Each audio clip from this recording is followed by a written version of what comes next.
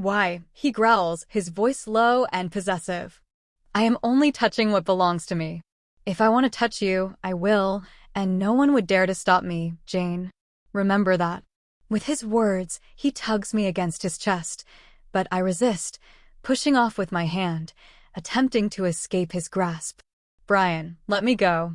And if I don't want to, he challenges. I will make you, I growl back defiantly, though deep down, I doubted my own strength. Yet, I knew that usually a knee to the balls was enough to drop any man, even an alpha. Brian laughs softly, his hand boldly moving lower to grab my bum.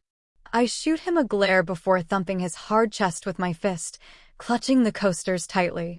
He chuckles, plucking them from my fingers, his brows furrowing in amusement. Reluctantly, he lets me go, and I swiftly move to the other side of the room, ensuring I'm out of his reach. Brian clicks his tongue, holding up one of the coasters, and raises an eyebrow at me. What? I ask, feigning innocence. Nothing, but that's the second time you've done that, like you knew what I was thinking, he observes. I shrug casually. Nope, I just know my son, and it seems they share a few odd similarities. One of the kids of one of the rogues has OCD.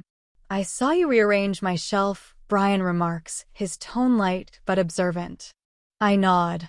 Observant, but I don't have OCD, just certain things bother me. Coasters are one of them. Your reluctance to be my mate is another, he adds, muttering something under his breath too low for me to catch, shaking his head in frustration. I sigh, taking a sip of my soda. His scent fills the small room, strangely calming despite the tension between us. Yet, the silence grows awkward as we continue to stare at each other. I wonder why he came back here tonight. Was it the bond pulling him back, or did he have more sinister reasons? You didn't come here because you wanted to talk, I state, cutting through the tension. Not exactly, he admits. I raise an eyebrow, prompting him to continue. I was going to mark you, he confesses, his voice heavy with frustration. He runs a hand down his face, sighing deeply, while I instinctively step back, my lower back hitting the bench. I won't, he quickly adds, his eyes pleading. I want to, but I won't. Not yet, at least. We still have time for you to come around to the decision on your own. And if I don't let you? I ask, horror creeping into my tone at the thought of him marking me against my will. You can't just ignore a mate bond, Jane. Don't think about rejecting me, Brian replies, his voice tinged with desperation. Or you will force my hand. I won't have a choice if you do. It will weaken both of us. Everyone has a choice, Brian, I insist firmly. Not everyone. I don't, he confesses, his expression pained. My father is pushing me to marry and provide an heir. My stomach twists at his words, the implications sinking in. If you can't, what will he do? I ask cautiously, dreading the answer. UHG. Brian groans, his eyes darkening as his aura slips out momentarily before he stifles it. You need to let me mark you. I won't be married off and forced to mate someone who is not my true mate. You're an alpha. He can't force you to do anything. And I won't be forced to accept you, I assert, standing my ground. I have responsibilities to my pack, Jane. My father is going to announce it at the next alpha meeting, Brian explains, the weight of his duty evident in his voice. Well, I hope you and your future mate are happy together, I reply, feeling a mix of resignation and bitterness as I place my empty soda can in the bin, leaving him standing there, torn between duty and desire. How can you say that? What is your issue with me? Brian demands, hurt evident in his voice. My issue with you is that you're exactly like every other alpha, I retort, my frustration boiling over. Only giving a damn about titles and pack business, thinking you can go around ordering those beneath you. I don't give a damn about titles. You're a rogue, Brian counters sharply. If I cared about titles, I would have rejected you by now. Most alphas would have. You should be grateful I want you. Others wouldn't, given your status. Really? I scoff, feeling my anger rising. So you admit then, titles matter because you just admitted to needing to mark me out of obligation to your pack, like I'm some breeding machine made for you to provide an heir, all because your asshole of a father told you to. Brian's growl reverberates through the room as he takes a menacing step closer. You don't know my father, so don't speak of him that way, he warns, his voice low and dangerous. He founded this city. Have you no respect? And as for an heir, that is exactly what you were created for. You were fated to me, and therefore belong to me, Jane. You are lucky my father stopped the rogues from being tossed from the city and made forsaken. You should be thanking him, not cursing him out. I meet his gaze squarely, my own anger simmering beneath the surface. And at what cost? I challenge. Whose lives did he destroy to make sure he got where he is? The only thing alphas care about is reputation and how much land they own, while the rest of us are cast away and forgotten about. Thank him? He is half the issue with the city he created. Brian's expression tightens as he listens to my impassioned words. Oh, for the love of God, I didn't make you a damn rogue, he retorts, his frustration evident. My father isn't responsible for what other packs do. Rogues make the choices that get themselves banished from their packs. I am not responsible for their actions or yours. So you believe every rogue whore decided they wanted to raise their babies alone with no mates or pack support? I fire back, my voice trembling with emotion.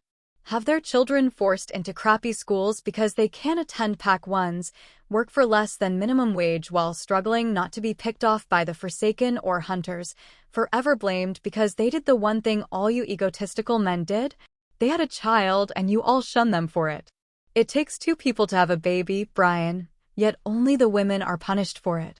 So, you're telling me you are a rogue whore?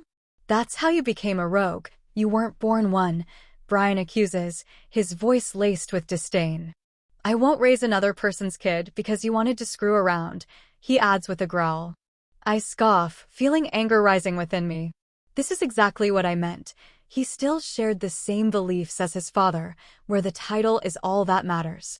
I am not a rogue whore, but it shouldn't matter if I was, I retort, my voice tinged with frustration. This entire place is run by rogue whores, Brian. Not like we tried to keep it a secret, I tell him, my words sharp and cutting. Technically, I wasn't lying. I wasn't a rogue whore. My mate fathered my son, and I just couldn't let him know about it. So this is about your friend you live with then? Brian questions, his brow furrowing in confusion. What? No, I reply, frustration evident in my voice as I pinch the bridge of my nose, letting out a deep breath. How does he not get it? I click my tongue, annoyed at his lack of understanding. I am offering for you to be part of my pack, Brian continues, his tone almost pleading. You should be happy to have me as your mate. You won't have to be a rogue anymore. Isn't that what you want? Don't you want to be in a position of power and not slumming it here with rogue whores? He asks, his words laced with a mixture of frustration and desperation. I wanted so many things, and not one of them could he give me. I wanted Carmela back, my family back. I wanted the rogues to feel safe in their city. I wanted to be able to walk down the street without being glared at and have people move away from me like I would steal their mates. I desired to improve the perception of our group within the pack, yet my foremost wish was for the packs to acknowledge the suffering they inflicted upon us. We were identical, distinguished only by our parentage or our partners, unjustly punished, and humiliated for simply exercising our autonomy, choices forged in partnership. I want you to leave is what I want, I tell him firmly, my voice trembling with anger, before I turn and walk out. Before I can stop myself, I spin back around and slap him across the face. You will regret this, Jane, Brian growls, his voice seething with anger. You will come running back, you'll see. You will beg me to mark you. I refuse to acknowledge his words. Instead, I am consumed by anger at his obliviousness to the reality unfolding in his own city, the very city his father played a role in constructing. The following day, I am busy organizing a function when a man with a clipboard approaches me with Margaret. I recognize him quickly, and he looks around nervously. Albert, long time no see. What brings you in here? I ask, eyeing the man who caused us hell while trying to get this place in order. The health and safety inspector taps his notepad. We have had a call come in with a few complaints. I am just here to check a few things, he explains, his tone cautious. I fold my arms across my chest and raise an eyebrow at him. This complaint didn't happen to come from Alpha Bryant, did it? I inquire, cutting right to the chase.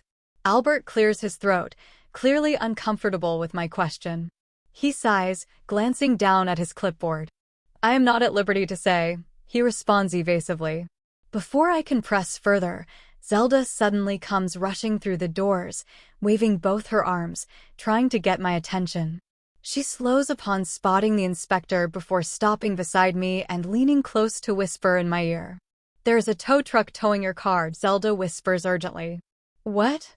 I shriek, my heart racing as I quickly stride through the gardens and stalk around the front to the car park, panic setting in at the thought of my car being towed away.